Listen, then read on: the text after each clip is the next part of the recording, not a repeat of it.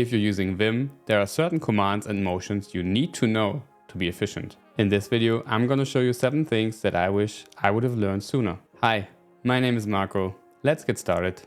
First, let's talk about exiting Vim. Let's open a new file here, testmd or something like that, so that we can exit something. Let's fill this up with some text. Just some generated markdown with some filler text. You probably know how to save and exit Vim with :WQ, but I find this a little bit cumbersome. Let's open the file up again. We see this worked. Lately I found out about another way to do this and I find this much more convenient. So let's make some change here. Let's delete this paragraph. And now instead of typing :WQ, we just type ZZ.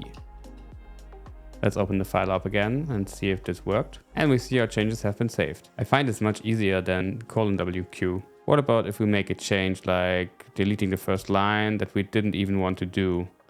If we now wanted to exit Vim without saving the file, the command for that would be :Q!!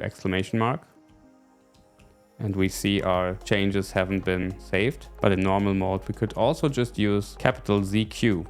This would have the same effect. Let's open the file up again. So ZZ for saving the file and exiting, or ZQ for exiting without saving. Much easier in my opinion.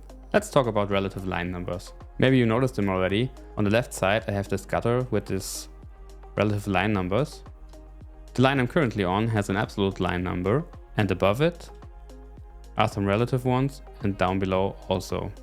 Oh, by the way, don't be alarmed about the arrow keys I just used. I've got this split keyboard here with a different layout than QWERTY and a navigation layer, which puts my arrow keys right on the home row. If you want to learn more about this, maybe I can make a video in the future. Let me know in the comments below. Okay, so we talked about these relative line numbers here, and I will show you how to make use of them. If I wanted to jump to the first subheading in this file, it's marked with the relative line number of 12.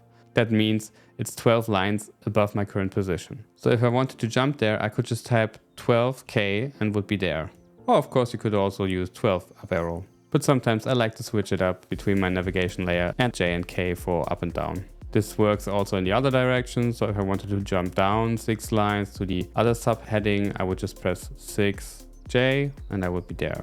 If you also want to use relative line numbers in combination with this absolute line number for the active line, you can just use the following options: set relative line number and number. You should of course put this in your config file like your vimrc or your init Lua, depending on if you use regular Vim or neovim. I'm using neovim here. It could also be that neovim has this pre-configured, at least in some distributions probably. So relative line numbers, very useful for vertical movement.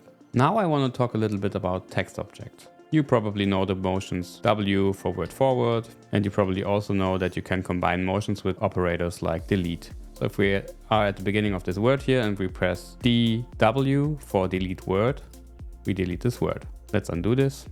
What happens if we are inside this word and want to delete this word? If we now press DW, we only delete from the position we are in this word, right? So what if we wanted to delete the complete word?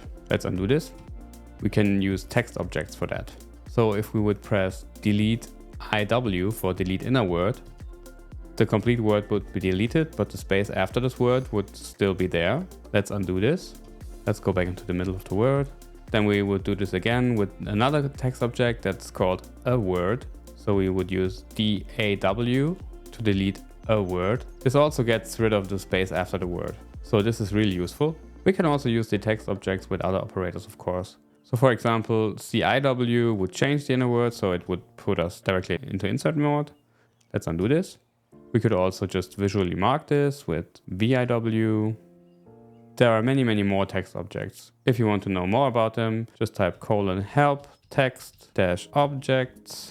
And you see here's a short explanation of how they work. The thing with the A and the I for an object or an inner object. And if we scroll down, here's a word that we already saw. Also works with big words, sentences, paragraphs, blocks, and many more. And there are also some plugins that define own text objects. So this is very powerful. Let's close this up again. Go down to the paragraph here and try the sentence text object. So DIS should be delete inner sentence. And we see this just worked. To make it a little bit more obvious, I will just mark this right now in visual mode. So VIS, and we see this is the complete sentence here. There's also the text object a sentence, which would also include the space after the sentence. Let's try this again within the sentence, VAS, and you can see the space after the sentence is also selected. So text objects, very powerful. Next up, running external shell commands. We can run commands in the shell using the exclamation mark. Let's try this out. If we do :!LS and hit enter, and we see a little window appears at the bottom with the output of the command. You can see there's two files in this directory, the testmd file we have currently opened and another file. Okay, so you can run external shell commands. This can probably come in handy in some situations if you don't use something like a multiplexer like tmux or the multiplex functionality of Westterm or something like that. But you can take this functionality to another level. To show you this a little bit better, let's create some JSON here. Okay, we've created some not really pretty formatted JSON here. What we could do is select this JSON, then press : exclamation mark. This selection then gets passed to the shell command we are invoking. So let's do JQ. And we see our selection gets then replaced with the output of the shell command. So JQ just pretty printed our JSON in this case. Maybe this gives you some ideas how powerful this could be. Another cool command is read. Read lets you read an external file and put the contents right under the cursor. So let's try this out. Let's move our cursor a little bit down. As we saw before, we have another file in this directory. Let's run the ls command again. Its name is otherfile.txt. Let's try reading this file in. So we just say : read other, and tab completion works here also, otherfile.txt. And the text from this other file is just put under the cursor. Quite neat, right? You can also scroll the edit window relative to the cursor. So the cursor stays in the same place, but you can scroll the edit window. There are a few shortcuts for that. Control Y scrolls up. You see the cursor stays on the same line, but I can scroll up. Control E scrolls down, again with the cursor staying on a currently selected line.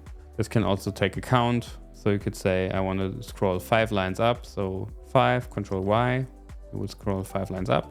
Also works for down, of course. So let's do 6, Control E. Sometimes I just want to put the currently selected line on the top or on the bottom of the window. If I wanted to put this on the top, I could use Control E, of course. I could also use my relative line numbers to put this line on the bottom. So I would type 20, Control Y. But maybe you don't have this relative line numbers, or you just want to type a little bit less. There's also another way. Let's just manually scroll this a little bit up. If I wanted to scroll this line to the bottom of the screen, I could just type ZB. If I wanted to put it on the top, I could just type ZT. If I wanted to put it right in the middle, I could just type ZZ. And yeah, I'm sometimes a little bit confused. Sometimes I use Z, sometimes I use Z. I don't know. Sometimes I just mix up the British English and US English variants of Z, Z, whatever. It also happened in my FZF or FZF video. Maybe you want to check this out. So a little recap. Control Y to scroll up, Control E to scroll down, ZZ to center, ZT for putting the line on the top, ZB to put it on the bottom. I find this very useful to get some more context sometimes. Let's talk a little bit about visual mode and changing the selected area in visual mode. So let's suppose we go into visual mode, select a few lines, and now we forgot a word at the beginning of our selection. If we now would navigate back, we would lose the selection we had before. What instead we could do is press O to jump to the other end of the selection and move our cursor from there to select the word before. So with O, you can jump between the end of the selection. This can sometimes save you in a pinch. Also in visual block mode, O jumps to the other end, like in the other visual mode.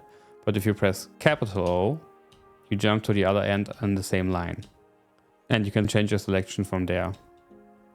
If you want to know how to use FZF to find anything on the command line, click here. If you watched until now and got some value out of this video, please like. If you want to see more of my videos, please subscribe and hit the bell. Thanks for watching, see you around and take care.